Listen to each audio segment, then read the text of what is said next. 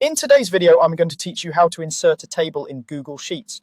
If you've ever stared at a wall of numbers and text and wished it looked cleaner, easier to read, and simpler to manage, turning your data into a table is a great solution. I'll walk you through the short process and add helpful context so you know exactly what to expect at each step. First, open your Google Sheet. You can use an existing file with data already entered, or start a new sheet and paste in the information you want to organize. Before you convert anything, it helps to make sure your data is laid out in a clean grid with one header row at the top.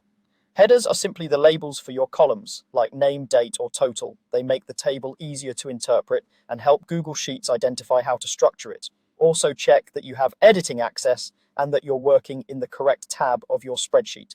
Next, select the cells you want to turn into a table. Click and drag to highlight a single continuous block of data.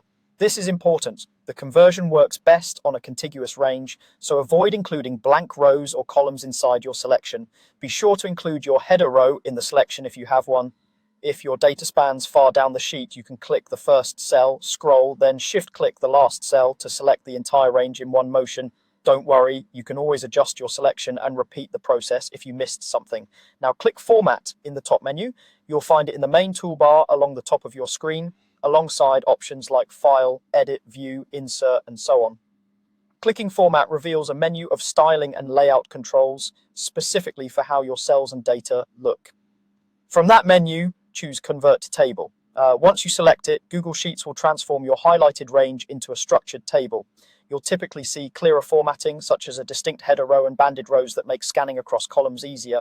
This conversion helps with readability and can make sorting and filtering from the header row more intuitive. Your data isn't changed, just organized and presented in a way that's more consistent and professional.